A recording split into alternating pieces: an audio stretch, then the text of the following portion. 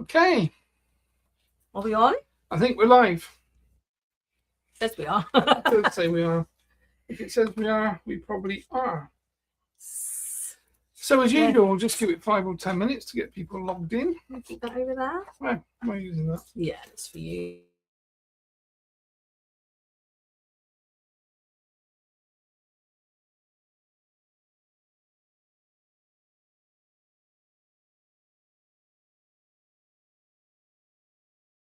This live stream. We've had a few technical problems in the last 20 minutes. Yep. Hi, Diana. Hi, Diana. Good to see you. You're first. So well done.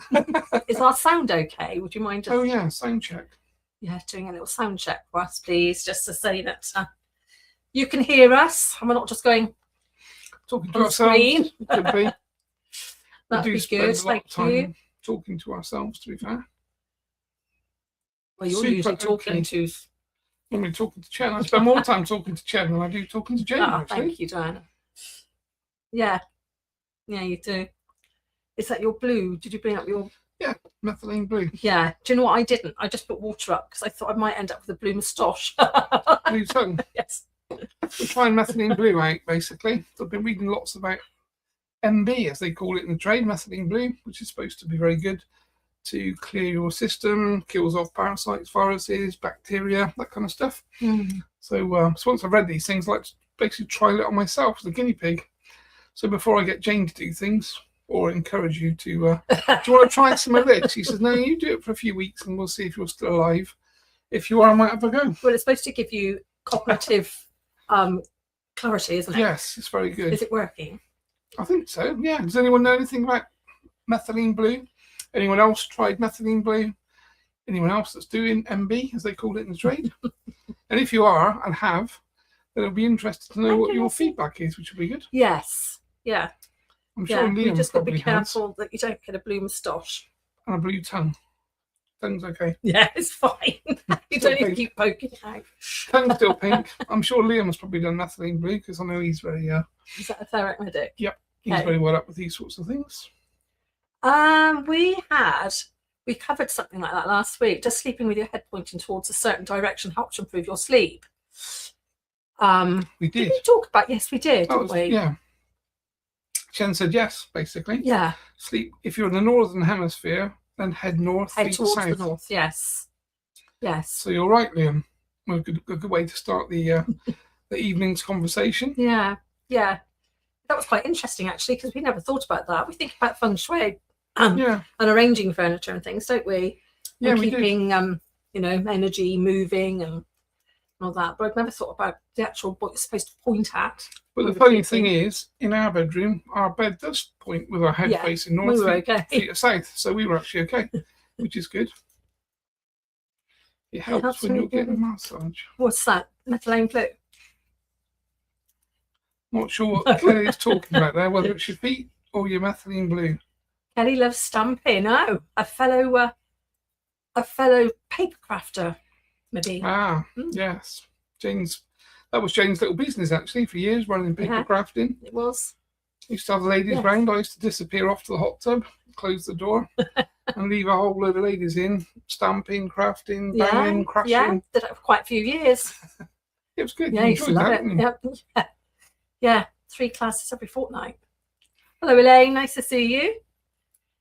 Oh, the direction. Kelly says the direction that you're sleeping in. Yeah, right. For massage. Oh, that's interesting. Lying in, yeah. Yeah, that's really interesting.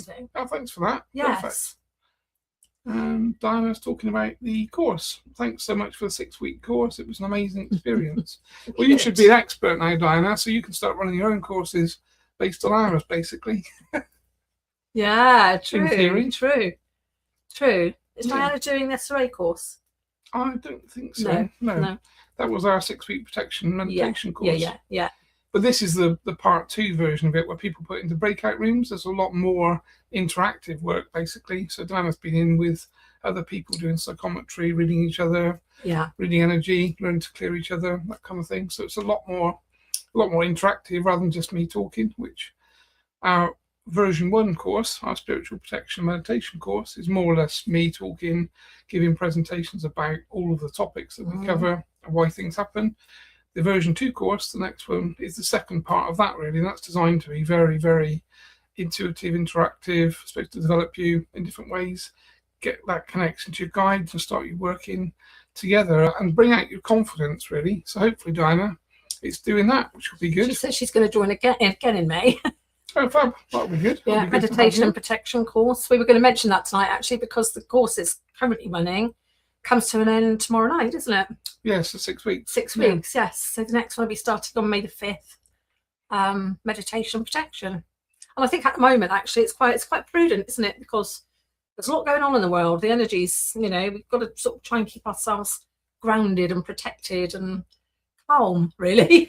Calm and clear. Yeah. I think when there's so much chaos and so much fear being broadcast in every direction, really, and we're all starting to see the effects of the things that are going on around the world, then it is kind of very, very important, I think, to sort of step back from that sometimes and just think, okay, but it's not affecting me today. Today I need to basically ground myself, clear myself, step into my sovereignty and hold that space, really, which Chen talks about a lot. We all just need to hold our vibration, hold our energy, hold our frequency, really. And, when things are kind of raining down around us, we need to be the calm in the eye of the storm for everybody else that maybe isn't in the same sort of space as us. Yeah, the next 6-week course is great for that, isn't it? Because you teach all your own self-developed protection techniques, don't you? And Andy runs a lot of meditations through the 6 weeks that aren't on the website as well. So lots of fun. And we get to listen to Chen, which everyone likes. Everyone's more than happy to hear me disappear and for Chen to come in. Generally, which is good. And of course, it's because it's live, it's always different. So every course we run, when Chen does come through and talk, he's always talking about different things. So it's not pre-recorded. It's not a kind of cut and paste copy of the previous one. It is, again, a completely unique experience, which is why, actually, Diana, if you do it the second time, you'll find a different experience because you don't get the same thing. So it's sort of, you have your broad outline, don't you? But yeah, and we sort of follow the presentation, schedule, obviously, but again, I word everything individually, so we're not reading off scripts. There is no kind of cut and paste. It is as it comes, and of course, we answer questions as we go. So every course is different because the questions are different, the people are different, and the teaching therefore is different. So lots of people have actually done it more than once. For exactly that reason that you just said, Dinah, really, that you get to kind of get a different experience, and it kind of reinforces. Sometimes I'm kind of like that myself. If I do a course once, I need to do it 2 or 3 times to take it all in and remember. You want to meet new people as well. Yeah. Isn't it? Yeah. There's always a different crowd with some of the same faces, and then some are new friends. New friends, yeah. Yes. Yes. We always say that actually when we kind of do the breakout rooms, because again, it's 2 people in a breakout room together that generally haven't met before, and it kind of becomes a bit of a holiday experience that people are swapping addresses. I can come to your country for holiday, you can come to mine. So it kind of becomes this very, very social, protected place and protected space. But people kind of form partnerships, and there have been relationships actually that have sparked up in these courses as well, which is nice to see from my perspective, really. Yeah. Durga protection, can we ask personal questions? Depends how personal, but ask anything you like. I would just like to say, actually, that I've had a couple of emails recently saying, I think a couple of people were worried because we weren't bringing their questions up on a Monday night, and it's never a personal reason. It's never. We try and cram quite a lot into this hour. We know everybody's busy Mondays, and for a lot of you, this is only halfway through your day as well. We're coming to the end of ours, aren't we? Thankfully, we've had a busy one, but it's we do the 10-minute meditation at the end, and then this little intro bit whilst we're waiting for people to come online. So we're trying to cram quite a lot of questions, and of course, because it's live chat, I get quite a lot of questions through the evening as well. So if you have emailed in with questions, please don't be offended if I don't get around to them, because Chen likes to talk, doesn't he? So that's what we're going to try today. We're going to try to encourage him to move on a bit a little bit quicker with each question, which will be good. I think I just saw an interesting question there from DJ Lightfall. Yeah. Is it possible for a negative entity to masquerade and or possess a living person to create havoc Oh, through them, yes. and that's kind of what they do basically. So negative entities do that. They connect to people, generally have what we would term as perforations in their kind of etheric field, and then effectively they are connected to them where we use attachments. They become an attachment, and then of course they try to control the thought process of that person and generally create havoc around the family, everything to do with that person's life basically. And of course intrusive thoughts, intrusive feelings, self-harm, the whole kind of list of things that we talk about and we cover. So entities, it's what they do. They feed on and live on low vibrating fear-based frequency, and that's kind of where we are with it. So that's a good question. Yeah, and of course imposter guides as well, isn't there? That's the bigger problem come under the for same spiritual people, really, especially mediums, is there is always the contention between making sure you're talking to your own spirit guide and not something else that's masquerading as your guide. And that is the challenge that all of us have from a spiritual perspective all of the time, really. Yes. Because, of course, the negative side is always trying to put imposters forward as your core guide. And, of course, lots of people don't understand or don't do their psychic protection, spiritual protection that well. And, of course, that opens up, again, perforations for these kind of negative guides to come in and masquerade as your core guide, really. Yeah. Mary says she's been doing the short meditations. I'm glad you're enjoying them, Mary. So good evening to you, and evening Vanessa as well. Thank you for keeping an eye. I know it's bank holiday Monday. You're not supposed to be working, yeah. I know, that's why I just mentioned Vanessa in the background, just keeping an eye out for negative intrusion. Negative Tara. intrusion. Hello, Tara. Good to see Tara. Nice to have you here. Cool. And we were going to talk about Terry's birthday. It was Terry's birthday a couple of days ago. In fact, Tara and Dr. Natasha, Palmer, for those of you that don't know. Yeah. So I worked with Terry for 10 years, basically building the whole kind of protocol we use in the academy. And Natasha and Tara are very fond of Terry. They met him, danced with him actually. There's lots of pictures of Tara and Natasha dancing in the lounge with Terry before he passed, which was sort of 2021, I think. So, so it was his birthday the other day. So for his birthday, we've managed to publish one of his books, basically, called Dark Force Entity, which was a book about Terry's life. He wrote it as a kind of third-person view about the main character's called, I think it's James Parker. But basically, James Parker is Terry. It's his life. It's his kind of almost his autobiography, really. So so that's available on the Spirit Release Academy website if you guys are interested. It's a PDF download, so you can download it immediately. And I'm sure Tara and Natasha could give us a whole kind of conversation around that as well, really. Vanessa's saying hi to Tara. Oh, Ludi's on. Hello. We ought to get Chen in, really, didn't we? Okay. You like talking just as much as Chen. Well, not as much. Similar too, maybe. Okay, so let's get Chen in, and I'll catch you guys in a moment. Well, in a longer moment.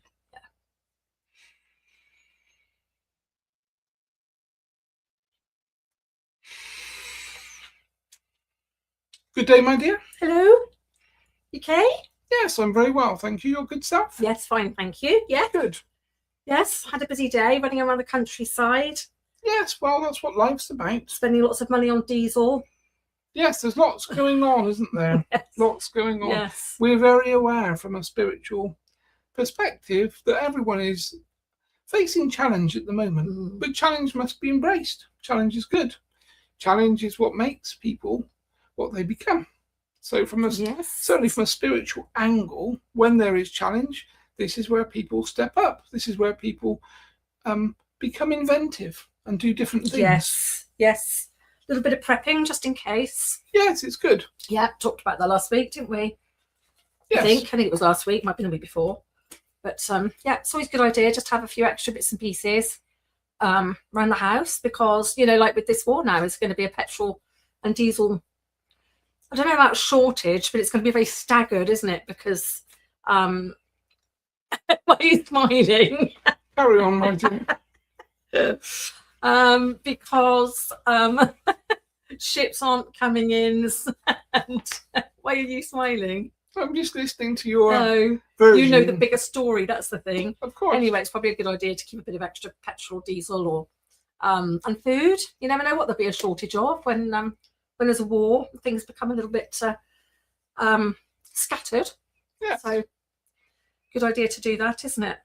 Chen, can I ask you, please, just as the evening progresses, I've got a couple of people who I've had questions for quite a few weeks and we haven't got around to them. Yes, of course. So if I could just start with those, that'd be great. Donata, I'd like to ask Chen a question. It's regarding your post on Facebook about protection not working for unhealed people. If someone is carrying unhealed trauma or wounds, is it better for them to stay away from any spiritual practice for their own safety, as protection may not be effective? And also in this case, are guides gone and only negative entities can attach and lead astray and create chaos and misfortune? Yes, that's a very good question. Yes. So if you think about someone that has trauma will be low vibration, will be different emotional states in the field, most of them low vibrating, whether that's anger or whether it's anxiety, depression, those sorts of things. So someone living in that space that has a low vibration will generally have a perforated etheric field. Yeah. So therefore not particularly well protected from a spiritual perspective. And of course, this makes them more vulnerable to the negative interference. Yes. Yes. So, but to say that don't do any spiritual techniques is probably not the right thing, because of course it's how you get yourself out of the space. Yes. But having some sort of therapy or working with some type of therapist to work through the trauma, to clear the field, is obviously the first thing to do.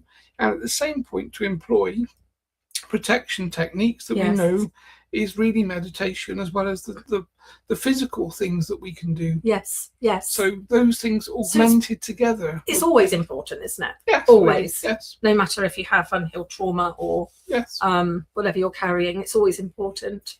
I mean, one of the big problems, if you think about what we're talking about, is religion to a certain degree. People that have trauma, pain, again, are in a negative space, they can pray to something they don't understand and don't know. Yes. And maybe connect to the wrong things. Yes. And that, of course, presents more problems, more complex problems. Yes. And you, my dear, see this regularly. Yes, we do. Yes, we do.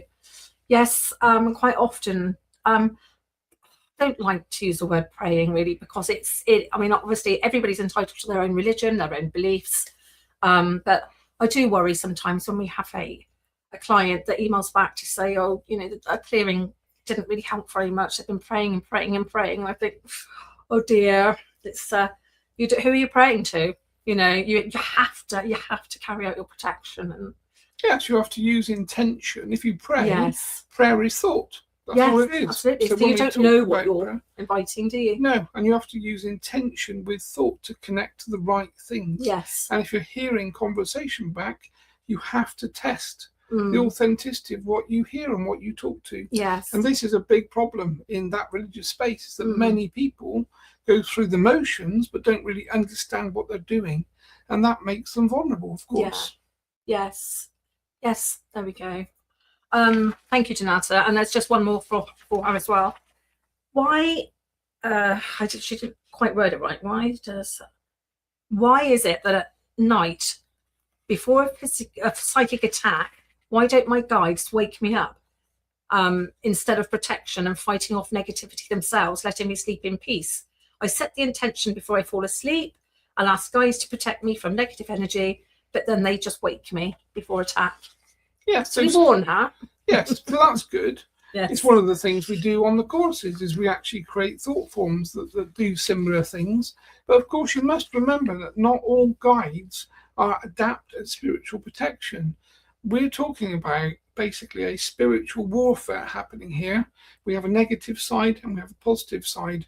And some of your guides are not adverse at actually spiritual warfare. So they're not able to protect you. This is why we have people coming forward to join the Spirit Release Academy whose guides sometimes get changed. Yes, because they're not able to provide the levels of protection and clearing, spiritual clearing, that's required. So you must think of your spirit guide having a skill set. That's an accountant wouldn't be any good at football. So they might be. It's spare time. That's a footballing accountant. No, we know what you mean. But generally, different disciplines, different guides are with you for different reasons, and some of them are not very good at spiritual protection, and it's probably not their thing to do. Yeah, okay, thank you.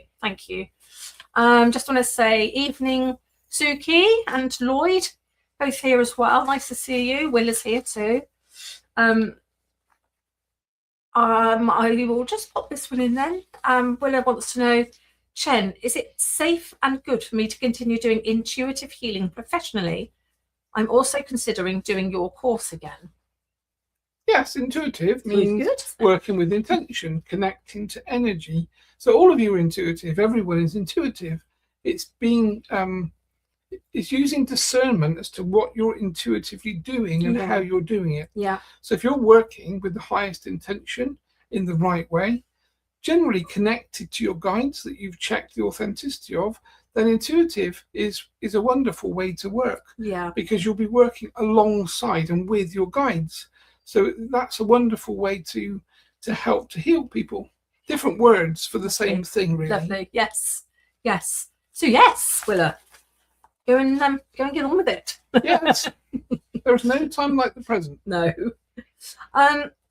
Kashia Young would like to know, can cursed objects be effectively dealt with on our own? Oh, that's interesting. Cursed objects on our own without the assistance of spirit guides, or can this potentially be risky and it's not advised? That's a good question. Yeah. Yes. So let's rewind. So what is a curse? A curse is a stream of negative energy. So if you take an object that's been cursed or is holding negative energy, that's all it is. It's vibrating with a negative frequency. Therefore, it can be cleared by yourself without the help of spirit guides or spirit at all, with your intention. So again, we can use different tools. We can think about using water, we can use salt, we can use sound to clear objects. Because of course an object is an inanimate object that has no consciousness. Human beings and things that are alive are conscious.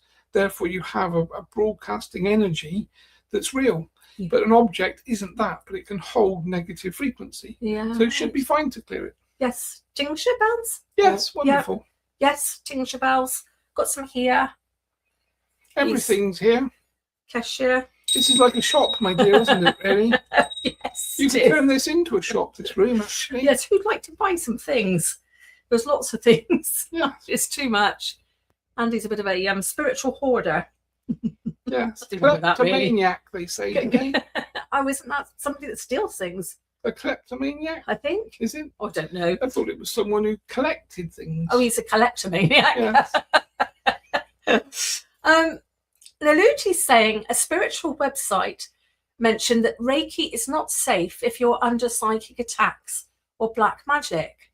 Is this true? That's interesting, because Reiki, you're using, you don't know what energy you're connecting to, do you? No, so again, if we think about rewind again, so let's talk about Reiki, is using universal energy. So you're connecting to source and you're just channeling your vessel to channel energy.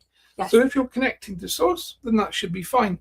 If you're under psychic attack, then obviously you need to be protecting yourself. But there's no reason that would stop or interfere with the flow of energy through you onto a client.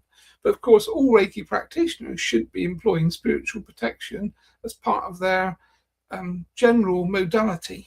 So before you start, as any practitioner, the room should be cleared, whether that's with tincture bells or obviously incense. We can call in the guides to clear the space. Then, of course, the person needs to be grounded, sovereign. A short meditation to do those things would be helpful. And then, of course, a Reiki practitioner is aligned energetically to be able to basically channel that universal flow of energy. Yes. Okay, thank you. I hope that helps. Good question, actually. Mary wants to check, if we hear our guides, will the message be from them, or will we hear it from them, or will we hear it in our own voice? Yes, that's the question, actually. That is the question. Is everybody different?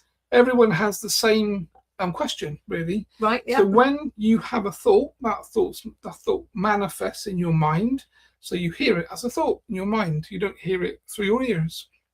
When you talk to any spiritual energies, that conversation is also happening in the same resemblance as a thought, but it's using telepathy. So again, you don't hear it in your ears generally. No. Some spiritual people may do, but most people are turning on telepathy. So those thoughts come in like a stream into your mind. And this is how people like yourselves and Andrew channel. You obviously connect to a guide. If you're not in full trance as we are today, then if Andrew was conversing with me, I would be sending him my conversation.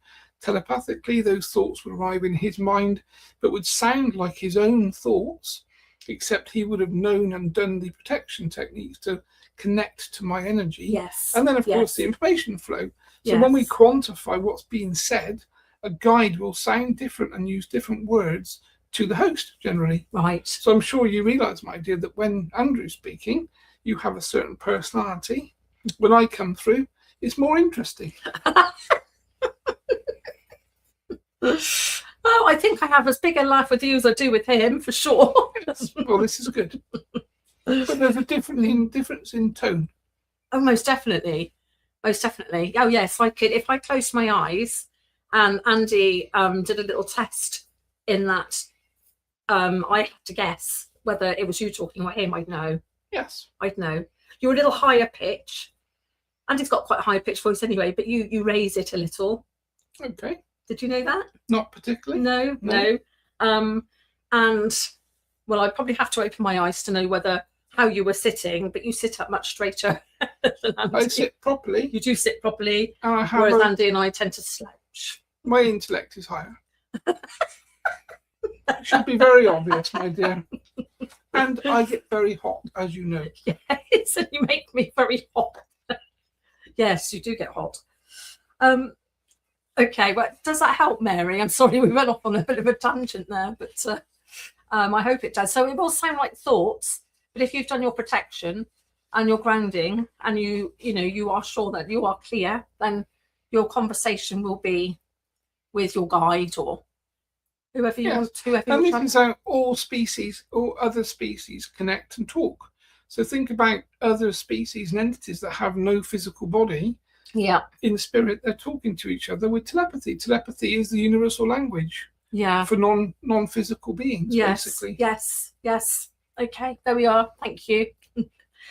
Durga Protection saw a spiritual light appear for a moment. It was like a flash. Would that have been my ancestor or a guide or an angel? It's interesting, actually. I see a white flash sometimes. Yes, that's interesting. So again, I would say it's intuitive. Whatever you think, what is the first thought that comes is what you would connect with. So if you thought, oh, that was my grandmother, then it probably was your grandmother. So it's going to be connected to your intuition.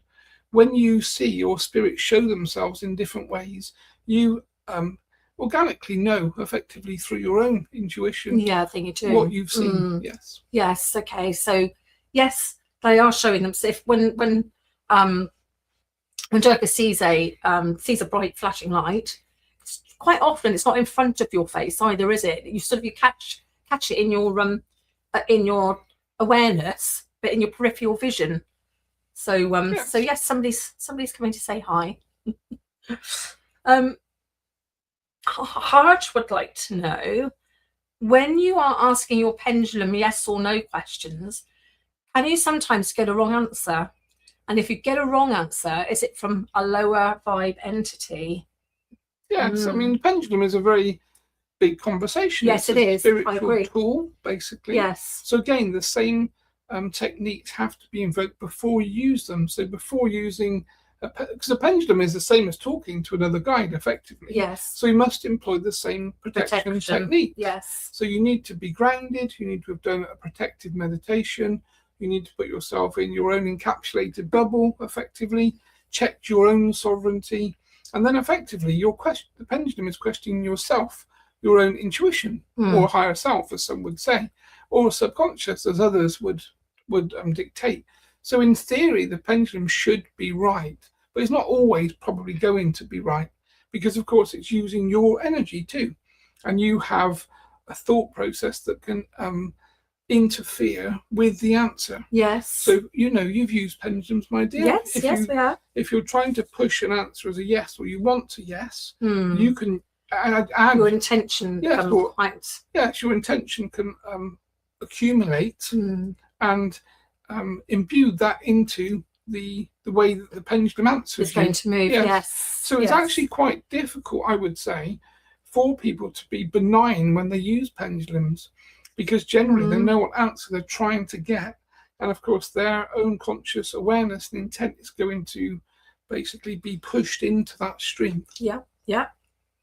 Okay, thank you. That makes total sense, actually, doesn't it? Because, you know, if there's something you particularly want, so you're asking your pendulum, you may well, it may well be intruded by your need and your want for a certain answer. Yes, it's energy which you're manipulating mentally. Yeah. And of course, your thought process can make it move in both directions. What you think about, you bring about, don't you? Yes. So you can. I mean, my guidance would be spend more time and learn to connect to your guides and get that connection to your guides and get that flow working, because that is a much more wholesome connection and there's less likely to be deceit and negativity. Yeah, creepy. And imposters that creep in. Yes. Because imposters will creep in where they can. Yeah. Diana's here. Hi, Diana. Lovely to see you. Thanks for joining us. I think it's Liam. Sorry, Andy told me earlier. I think it's Liam. I'm 40 pages into Dark Force Entity, Terry's book. Wonderful. Amazing read. So honoured to walk in Dr. Palmer's footsteps. That's lovely to hear. Yes, it is, isn't it? Because, of course, young Terence never published that book. No, he didn't. He wrote it. He sent Andrew a copy, Andrew. And, of course, Andrew, I think, didn't finish it for quite some time. But basically, it's young Terence's life that he's talking about. In a novel. In a novel, yes. And, of course, it was picked up, and obviously young Andrew talking to Terence behind the scenes. Terry said, I want my book published. And, of course, Terry's very forthright in what he wants. It's quite persuasive. Terry wants things, and he's been banging the desk for quite some time that these things need to happen. And, of course, everything happens slowly on the physical side, as we know. So it has taken quite some time to get these things into a state that need to be, or are ready to be published for the general populace. Really. Yes, absolutely. And it all takes, like I say, it all takes time, doesn't it? Yes. So Andy gets around to everything eventually. He has lots to do. Yes. I mean, the other book that young Terence wrote, Spirit Possession, that was wrote for academics, is so academic, no one can read it, really. And young Andrew got given one of the first copies, if you remember, and Terence was so excited to hear the feedback. And the feedback from young Andrew was, I can't read it. I don't understand it. It's too difficult. It's written for academics. It's not written for the general public. So again, we're looking to obviously make some changes to that book. Yes. Well, Andy's quite an intelligent, intellectual bloke, actually. But yeah, it was way over the top of his head. So, but I think he is trying to make a simpler version, isn't he? Yes, it's in process. It is. Yes. So that one hopefully will come out at some point then.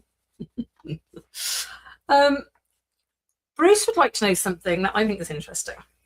I really need to know how the karmic laws from the New Age spirituality perspective, which, in my opinion, derives their framework from personal experiences. I'd like to know how that tallies with the karmic laws from Hinduism and Buddhism. One major detail that bothers me is in Buddhism, karma is a meritocracy. You reap what you sow. An eye for an eye, isn't it? Yes, But in New Age, everyone chooses their sufferings according to their soul plans in order to learn lessons. So that means that suffering is voluntary. How do we know which is true? I think it's a really interesting question. Yes. So again, everyone has their perspective and their version. So when we go back in time and look at a lot of the doctrines and written information, really, it's been passed along through time, things change. Wording change, concepts change, people change things. Is what happens. Chinese whispers. If you say something to one person, by the time it gets to the end of the line, it's a completely different conversation. So this is what's probably happened over time. Is from some of these ancient traditions, the understanding, and of course the writing will have changed, because lots of these things were written by people in different languages and have been translated, and certain words aren't available in different languages, so they get the closest word and things get changed. Oh, that's interesting. Yes, because of course this is how things happen. If you look at the clay tablets, there are people that can't read some of the clay tablets, so they guess at the wording and they guess what's said. and how the scripture has been written. So Right. there is always change that happens over decades, really. Yes. But if we look at karma, the concept being, so the eye for an eye is it's your choice, really. If you align yourself with that concept, if someone harms you, and in your belief is you can then harm them back, then of course that will obviously incur a level of retribution karmically. Yes. Probably the right thing to do is to stop the. This is how we work with curses. We don't fight back. We don't when we clear a client, we don't send negative energy back. We basically just reflect back what hits the field of the client. So we don't interact. Whereas when we go into the eye for an eye concept, you're engaging intuitively with intention to harm someone. And of course, that sets you up for problems. So the better way to do things is as people do negative things to you, you basically just move forward and just accept that happened. You don't retaliate. You don't really need to get into a battle because we know that war, there are no winners ever in wars. No. And obviously this is what's happening now. There will be no winners, of course. So from a karmic perspective, to answer the question, different timelines have different words, but your choice is your choice. Yes. If you align yourself with the eye for an eye, then of course you will pick up a type of karma, an energy for doing those things. But of course, if you don't want to be walked over either, so you have to have boundaries and you have to put yourself in your own protected space. Yes. And that is a different conversation because it's not really karma. No. Okay. Excuse me. Yeah, that's interesting. Yeah, because that's what we learned. I think it's probably one of our first things we did learn actually was, about karma and what karma was. And, many of our clients, excuse me, many of our clients ask, if a curse was, karma from previous lives and all this, but and sometimes, of course, it is. Which way you look at it, yes. Forgiveness is the key word. If people do bad things to you, if you can find it in your heart to forgive and send them love, yes, then the energy is nullified. If you send back anger and rage and negativity, everything just continues. Yes. So forgiveness really is the answer. Excuse me, I've got a frog in my throat. That's a good way of looking at it. I like that. And that's also brings in sort of your own personal boundaries with yourself, doesn't it, as well? Yes. It's not letting things affect you because you've got your nice sort of wall in front of you that you don't want to be affected, so you're not going to be. Yes, and this is the way everyone really is working to build a framework for themselves that protects themselves. And you do that with boundaries. So you could be in a room where people call you all sorts of names and terrible things, and those words should not create any emotional impact. Yes. And that's how you can rate how well you're doing emotionally with yourself. Yeah. That comes from doing a lot of work, on yourself as well, doesn't it? Because it's all about your self-confidence, your self-esteem, your self-love. Yes. All these things come into that, don't they? Yes. And when you look at self-love, if you love yourself, you're happy with yourself. So if other people say negative things about you, it's not true. You should be able to smile back and think to yourself, well, they've got some work to do. This is the thing, isn't it? Because quite often when somebody treats you a certain way that you wouldn't really choose, or you didn't ask for, or you didn't deserve, it's not because of you. It's about where they are, isn't it? Yes. And the problems that they've got. And you learn this every day, my dear. Because when you put yourself forward to do this type of public work, as you know, there's a portion of people that think you're wonderful, and there's another portion of people that think you're not. Yes. And you have to be able to assimilate. Yeah, we come up against it. The negative side and smile. Yes. Well, yes, we do. I mean, we don't take anything personally anymore. We just close it off and forget about it, really. Yes. Move on. That's self-development. Yeah. Yes, it is. KC says, Lynn Grappon teaches a method to expulse imposter guides or higher selves and reinstate those who are 100% of the light. She warns of potential serious flashback. So what does Chen recommend? I don't know of Lynn Grappon, but she teaches a method to expose imposter guides or higher selves and reinstate those who are 100% of the light. So Lynn is teaching a method to, I'm assuming these people realize they have imposter guides in the first place, and she is teaching them a method to reinstate those who are 100% of the light. Yes, which is good. So, yes. I mean, there are many modalities and many methods to do the same thing.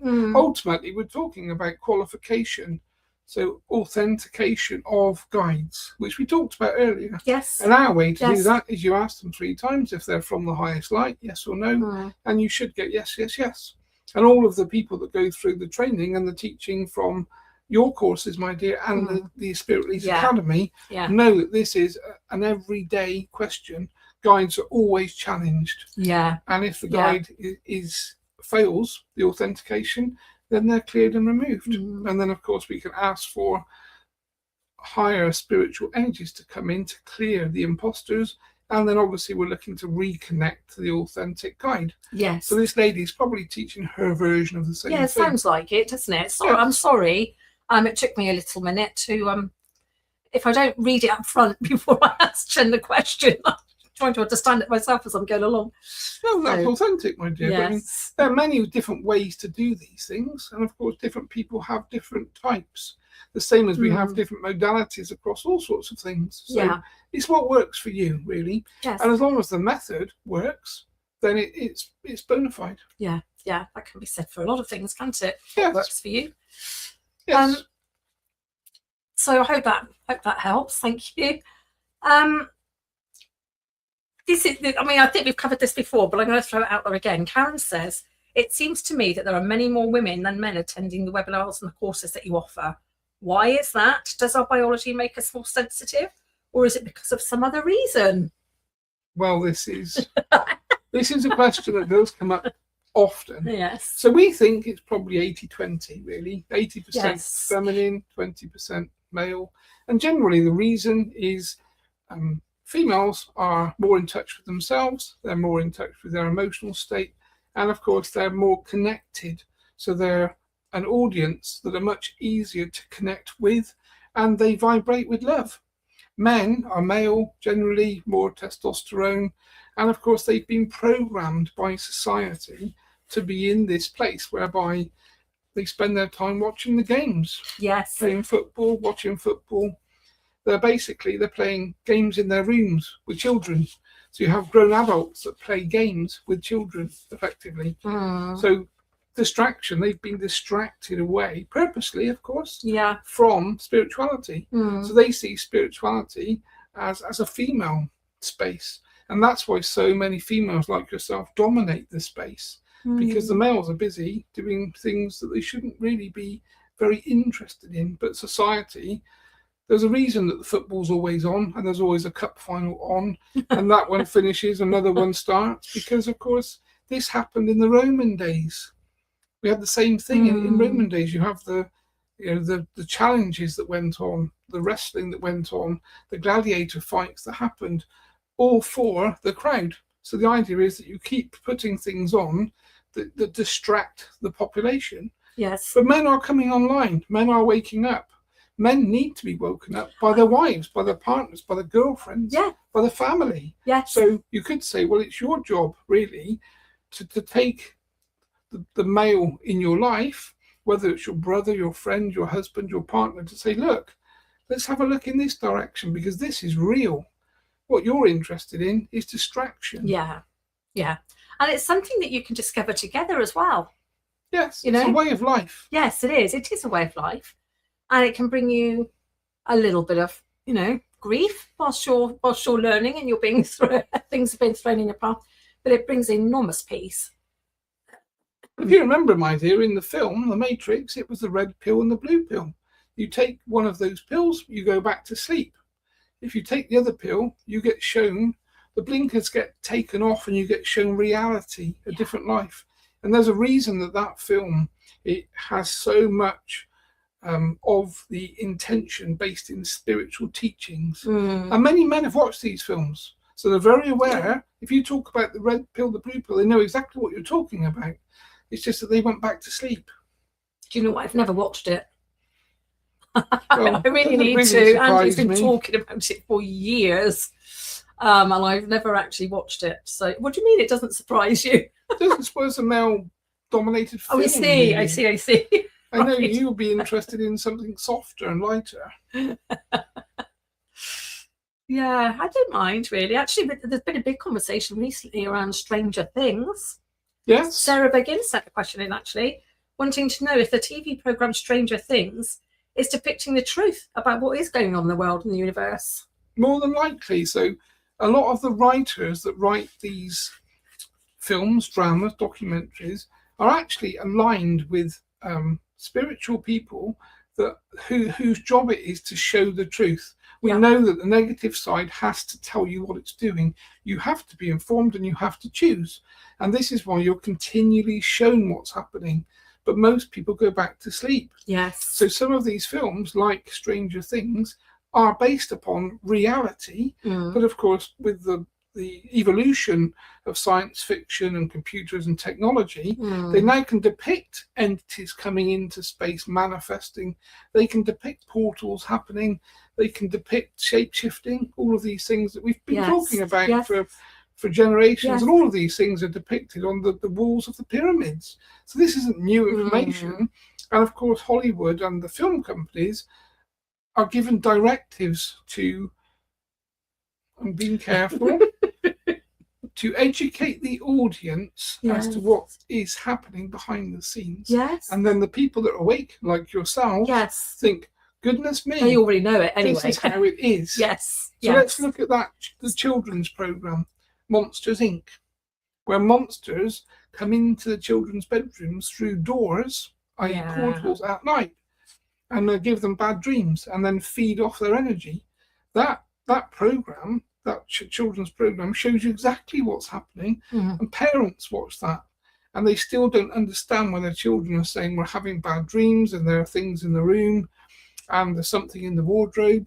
The parents just say to children, no, it's not. Yeah. They don't think for a minute, well, how would these films be able to depict these things, which is reality for those that experience it, of course. Our little grandson's absolutely terrified of things like that. We've got to be so careful what he watches. So actually got to the point that the boy doesn't really let him watch anything anymore. Well, that's probably the best He's answer. outside instead. Yeah, absolutely. If I had children today, they would never have any electrical gadget for years. No. Because there's so much going on that you don't even subliminal messaging. Programming, yes, it's all baked in. Yeah. Put them outside and give them a hoe. Yeah, absolutely. Yeah, he loves being outside, throwing stones in Grandy's pond, you know. Yes. We do watch, my dear, and smile. As this seems to be the everlasting battle between the grandchild and the grandparent. Not me. I know. It's very funny. We were talking about since Bry's actually said to him, no, you're not having a tablet, that's it now. You know, he doesn't have it at all, I don't think. He's only 3, but he was actually he could be very challenging, but he's really settled down as well.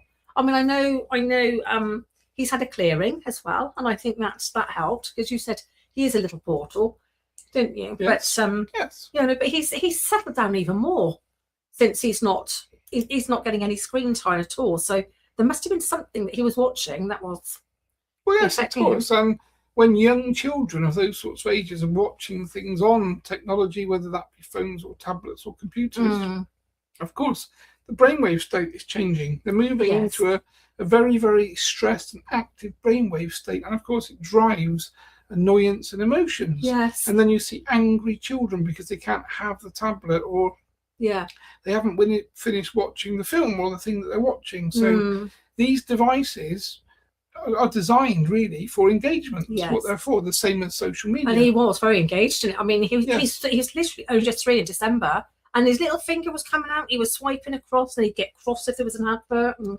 you know, it's becoming quite obvious to Brian Tom that it's a problem. Stop him. Yeah. Yes, Yeah. these devices are not going to be positive for youngsters. Mhm. Of course, as they get older, they need to be able to use technology because this is society, and society is moving in that direction. But Mm. for very young children, it will only ever be negative. Yes, yes. Okay. Keshi is saying, I don't think I have either. I'm meaning I don't think she thinks she hasn't seen the Matrix. I mean, it came out so many years ago, didn't it? Yes, 20 yes. odd years ago. Probably something over like that. 20 years ago. Yes, I think so. Okay, Keshi, that's our homework this week. We have to watch the Matrix, and then we can swap. I think swap Andrew will be opinions. jolly pleased. Well, after all these years, Yes. I'm finally going to watch it. Kelly, I need to keep my eye on the time because we do love our little meditation. Kelly is saying, can you speak to what level vampires are on? Oh, can you, she wants to ask you what level vampires are on. And do you see them on clearings? Vampires. We don't talk about vampires normally, do we? Well, a vampire is just an energetic energy, something that sucks Okay. energy. So again, in human history, in places like Romania, etc., people talked about vampires. Yes. And of course, there were people that were doing negative things physically, and obviously cannibalism and all of those sorts of conversations come in. So there's different conversations around what a vampire is in terms of terminology. Yes. Because if you look at lots of native tribes, they still eat people. They're still cannibals. So they would be considered to be vampires in that way. Okay. And of course, in different parts of the world, like Romania, obviously there were people that would ingest human blood for their own substance for different reasons, which we need to be careful around, of course. Okay, yeah. So there is that side. But we talk about vampiristic energy.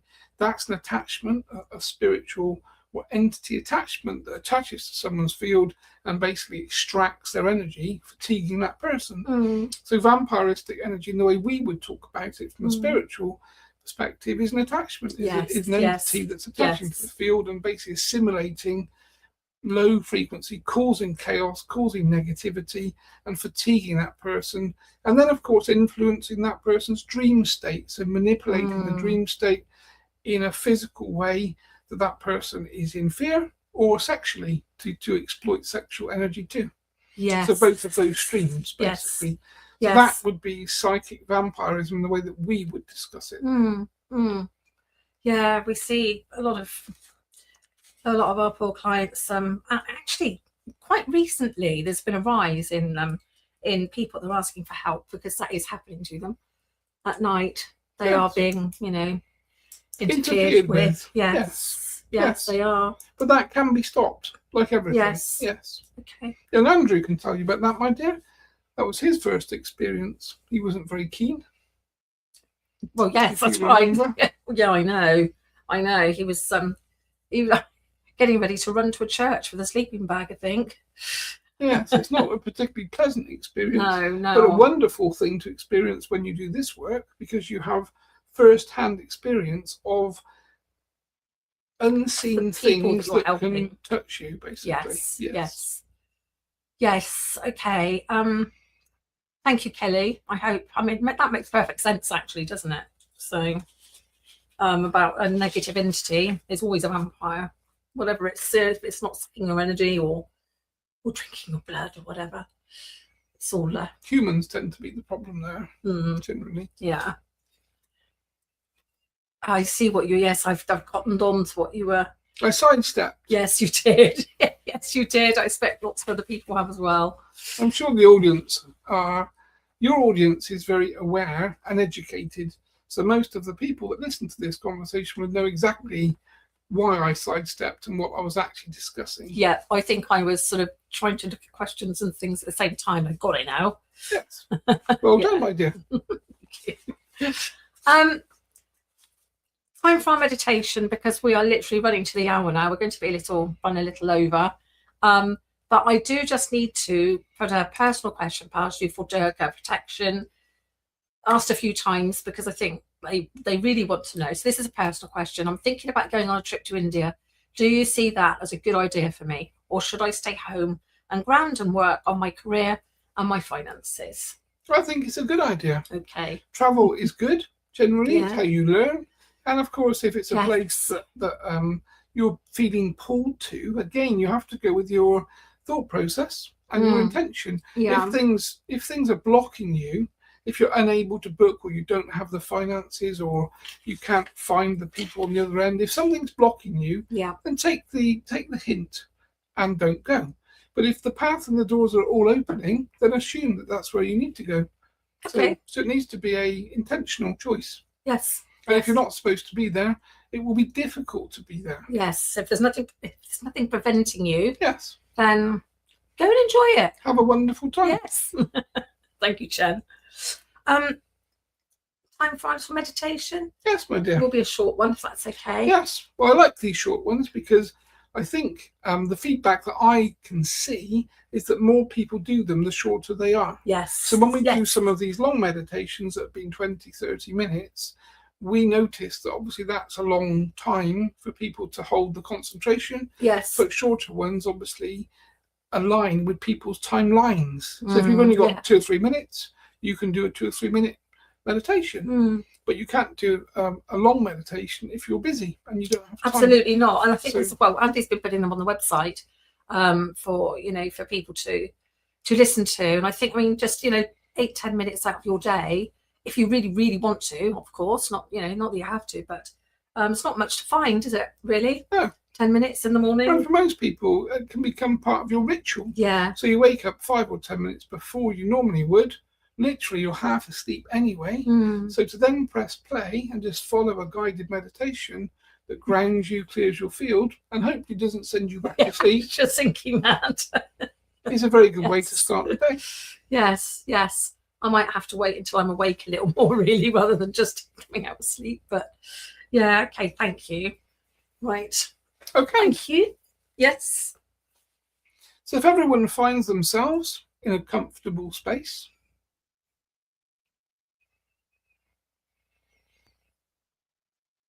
allow yourself to relax. Let your arms relax, your legs relax. Let your mind relax. And just bring your conscious awareness into the room that you're in.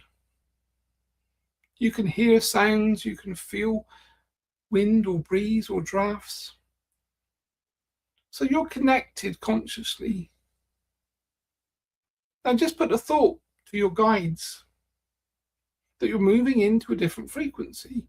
You're moving into meditation, a quick, fast meditation to clear your field, to bring you into a sovereign space, and to ground yourself.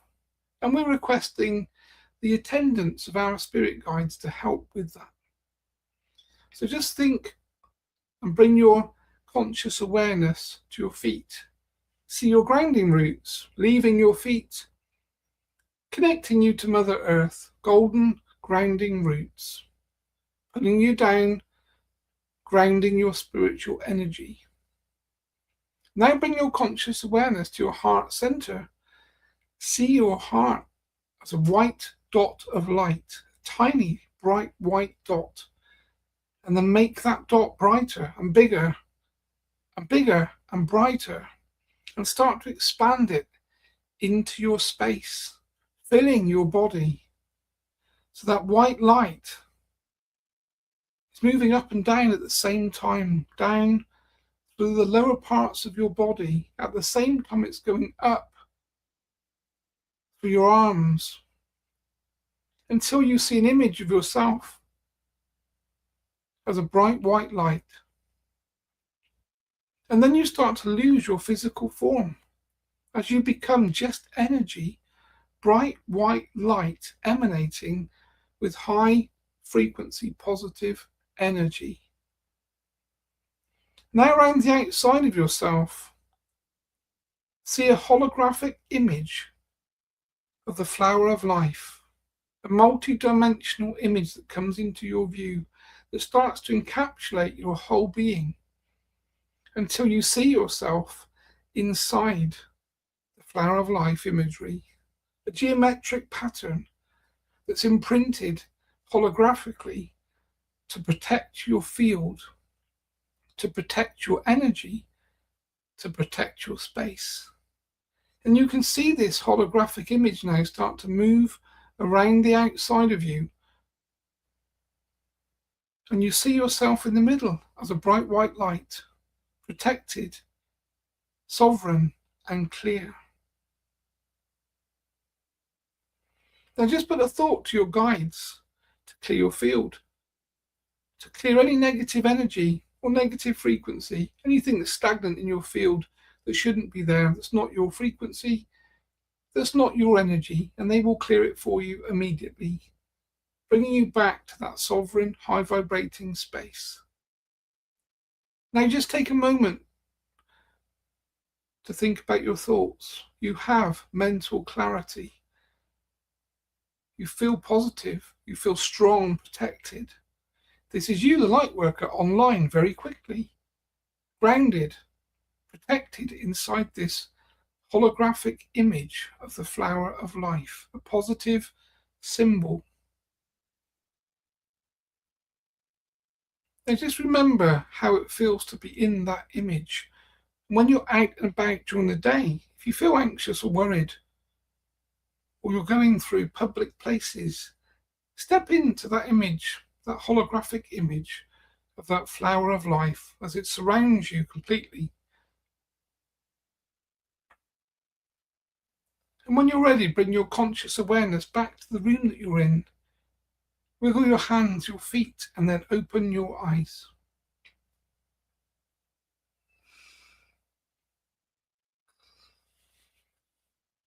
Thank you. There we go, my dear. Thank you very much. It was actually, and it was nice that you touched on the anxiety thing as well, because that seems to be a massive thing at the moment. And I mean, obviously, I have a little problem with it myself, and it can come out of nowhere. So enveloping yourself in the flower of life is a really, really good idea. Yes, it's a very positive image with a very positive vibration. And you must remember that anxiety, everyone has a level of anxiety because it's a nervous system, emotional connection. Yeah. And all of you are watching what's happening in the world. Everyone's worrying about things, even if it's subconscious. Yeah. And that worry will turn into a mild type of anxiety, which is okay to have. It's not a problem. But when you start to feel slightly anxious, think to yourself, let's just do a quick clearing meditation. Yes. Let me clear this frequency. Yes. Or you put the thought, your guides, can you clear this negative field, this negative energy? I'm connecting, maybe you're connecting to other people's anxiety, other people's stress, other people's fear. You're talking to your parents or your mother and they're worried about things. You're going to pick up on their sensitivities, and that will create a level of anxiety in your field. True. Yes. So all of you you're all multi-dimensional beings that connect to each other. You're all influenced by each other, and this must be remembered, because many people think, oh, it's just me. It's me in my bubble. It's not just you. You're empathic and sensitive, and you're picking up on other people's concerns, energies, and worries. Yeah. And of course, this is why we work to clear as many people as we possibly can, because the more people that hold their sovereignty, the better for everyone else. Yes, absolutely. Thank you, Chen, as always, for a wonderful hour. Yes. Well, and you can see I've got faster. I acknowledged the request earlier that things needed to be quicker, needed to be speeded up, and the delivery of my answers needed to be changed slightly. Only so that perhaps, if there was quite a lot of questions coming in, we could fit more in. That was why. And of course, thank you for listening. Yes, this is where we are. Obviously, I could spend hours talking about each question. Yes. But I do acknowledge that from a participation perspective, faster answers that are still sequential and detailed are what's required. You're still giving them the information. Yes. But that means we can get a fey more in then, doesn't it? Thank you. Okay, well, I think we ought to bring Andy back. Thank you, as always. Well, I will say good day to you. Yes, thank you, Chen. I've enjoyed myself, and I hope everyone's enjoyed the questions and the session too. Yes, I'm sure they have. Yes, there's quite a few people saying thank you very much. Wonderful. Well, I will look forward to next week. Yes, thank you. Good day.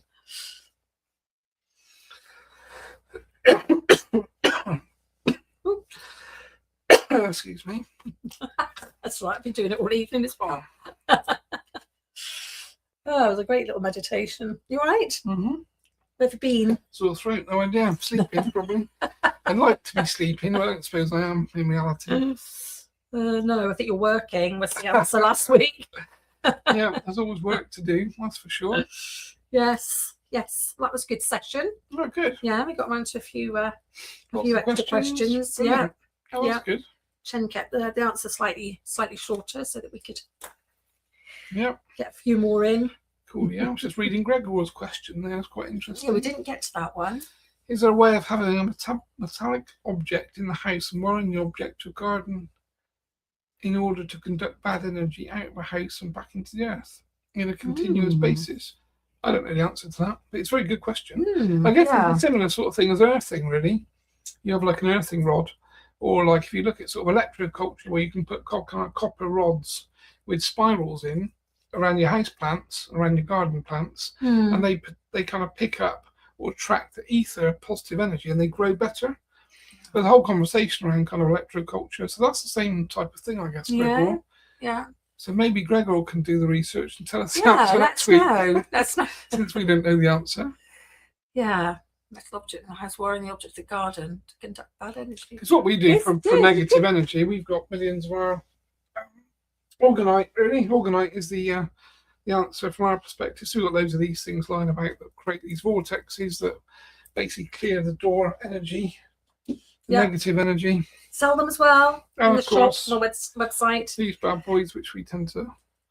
Vanessa kindly makes now. This is one of Vanessa's latest creations. Yeah. So Vanessa turns up with our new pendants. I pinch the ones that I like. Yeah, we all do pyramids. I know. So of course we end up with a box. Basically, we've all taken some. Our kids and other people grab some. Yeah. So the idea actually, we have got some beautiful pyramids and pendants to put in the shop. Not that there isn't any in there, but the shop is looking a bit sparse at the moment. I just have not had time to get them on, but I will. And we'll let you know when they're on, because there's some beautiful pieces, absolutely beautiful. I have to restrain myself first. Yeah. But yeah, so that's our way. Gregor already of kind of clearing negative energy. Organite is designed to do that. Basically, it's designed to kind of clear a field. And I know for me, when I don't wear this, not this one, but lots of them every day, different ones obviously. But if I don't wear one, I know that I feel more vulnerable energetically if I don't have one on. So we kind of need Vanessa to keep building and making things. And I've got a new one that we've been making that's got 2 magnets in. I think you showed it, didn't you, last week? Yeah, Tenza ring, and that is really strong. Like, really, in fact, it's so strong that I don't wear it every day, because sometimes I feel a little bit heady with it and think, wow, this one is really kicking out a lot of energy, really. But these pendants are fantastic. So if you maybe with those other ones, you could sort of like have them in your energy, but not actually close to your heart, perhaps. Yeah, because they've got 2 magnets. So not great if you've got a pacemaker.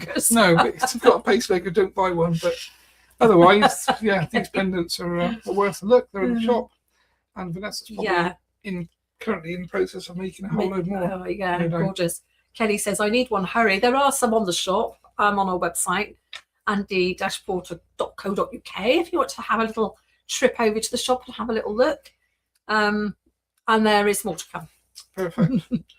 I was just going to do a quick screen share. We were talking about the course, weren't we? We were earlier. Lots of people were asking about the course. Yes. So. Okay. So I think I was just going to do a quick screen share on that, really. So if I can work out how to do it. Okay. Oh, pyramid's always good, Gregor. So, a pyramid of copper. I'll just take that and put that over there. Cheers, good. Just bear with me. The thing when we've got 2 big monitors. Sorry about the silence. There's lots of things to do. So there we go. So if I just do that and then do somewhere screen share. I know you love the tech, don't you? It baffles me. But there we go. So everyone should be Oh, seeing yeah, that yeah. now. No. Hopefully, Okay. this is our up and coming course. So this starts on May the 5th. It's basically every Tuesday night for 6 weeks. UK time, 6 p.m. to 8 p.m. Although we do run over. I'm not supposed to run over, but Jayne will tell you I come downstairs late every week. Yes, looking very tired. Every week. So that's kind of 2 p.m. Eastern to 4 p.m. and then 11 a.m. to 1 p.m. Pacific time. The price is £200. And this course basically is is designed to be an easy course for people that are coming into meditation but learning about spirituality and how to protect their field. So this course is great for practitioners, people that may be not particularly spiritual but want to learn spiritual things. And as part of this course, we kind of cover grounding, clearer meditations that Chen's probably just done. We talk about sovereignty and thought forms and how we kind of attain sovereignty, what that means. We talk about psychic protection techniques, which is the whole kind of 6-week course is all about that really. We talk about guide authenticity and spirit communication. Very important. Which is the core subject, I guess. We do family. We talk about family and property clearing, how you clear yourself, how you clear your family, how you keep your property clear from a spiritual and physical perspective too. We talk about curses, hexes in different wording, and entity work.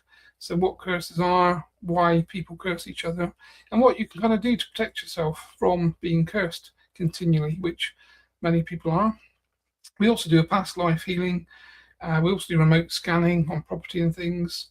And we have fun, basically. So it's supposed to be. There's a lot packed into 6 sessions. 6 sessions. Yeah, 2 hours ago, we get a lot in.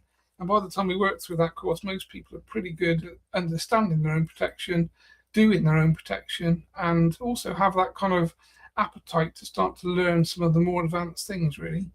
So that's the kind of concept. So again, you can go to the website. We've got a new courses page, basically, on the website. So everything's been changed. So if you go to our homepage and then courses and events, you can see here we've got live courses, up and coming events, catch-up workshops, and free experiences. So under live courses, we've got that protection course we talked about starting May the 5th. There's also the next one lined up for June the 23rd, which is the interactive one. So the one that Diana's been doing, that she's quite enjoyed, where you get put into breakout rooms with people. So it's a really good way to kind of learn and find a lot of your own self-confidence in a kind of safe and protected space, really. So I quite like this course because I get to see people really sort of changing from week 1 to 6. We've got SRA courses on here, up and coming events. So Chen's free worldwide healing meditation, that one's planned for 26th of April. So that's in a few weeks' time. So if you want to be involved in that, it's free. You just need to register with a Zoom account, which is also free. So you can click on that link there. So that's April 26th, again 6 to 8 p.m. UK, which is 1 to 2 Eastern and 10 to 12 Pacific, which is free. And then Jayne is running a Young Spiritual Warriors course. With Ruth. With Ruth. Yes. So Jayne and Ruth are running. Jayne and Ruth. Saturday, May the 3rd, again 6 to 8 p.m. UK, 1 to 2 EST, 10 to 12 PST. And that is priced at £20. And Yeah, it says 6 to 8, but we might adjust that back a little bit because we do realise that children don't have the, don't want to sit, maybe concentrate for that long. We'll see how it progresses. Yeah. Okay, and then we've got another course that Jayne's running, which is Spirituality Meets Menopause. So you can guess this isn't my course. So again, May the 31st, 6 to 8, 1 till 2, 10 till 12, PST, £33. And this is about menopause, or menopause, perhaps we should call it. Well, menopause. A little, a nice little light-hearted chat and chin wag, and there'll be I'll have a plan for it. But I do have a PDF on our website as well, which is a funny take on it, really. I mean, it's helpful. There's lots in it, but I do like writing. And then we've got a catch-up. Yep. For those people that missed the workshop with Chen, how to connect. Well, this is a new one, how to connect safely to your spirit guides. This is the Chen workshop. This will be his next workshop, yes. Again, same time, 6 to 8, 1 till 2, 10 till 12. So this is his next one, and the previous workshop is here now as a catch-up. So we've kind of got that sorted. Lots of people wanted to do the catch-up that missed the actual live event. Yeah. It's now available, so you just basically We've sold lots of those over the last couple of days. That's Yep. popped it on. watch now. It's ready to go at your own pace. Effectively, you get a download link, so you can do it time and time again. And of course, as soon as you pay, you get redirected to go and watch the whole workshop, which was over 2 hours actually. The Yes. meditations and things. It was 2.5 hours, I think. So it was really good. We had some great feedback from it. So Yes. if you missed that, Yes, yes. head over and pick up Yeah. the replay. Yeah. There we are. Cool. Perfect. You better let everybody go. So that's that. Then we're back. So we're back. Yeah. We're going to let you folks go. Yes. Yes. Diana says it's a busy year. Yeah, busy spring, really. Yeah, it is busy. It is busy. Well, we were saying the other day, weren't we? Obviously, we're busy running effectively our business, which is with you guys, obviously this Chen. And obviously, I run SRA with Jono too. So between myself and Jono, we both got 2 lots of everything happening because SRA is very busy and that's driving in a different direction, obviously teaching practitioners. So there's a lot going on basically in this little house. Yes. And Chen keeps coming up with more things to do, more ideas. So so thank you for your attendance, folks. Yeah. Lovely to see you all. Thank you very much. And we'll let you get on with your day. And we'll see you next week. Yeah, and Kelly can carry on stamping, which will be good. In fact, you could do your stamping. Good. Okay. All right. Bye, folks. Catch you next week. Cheerio.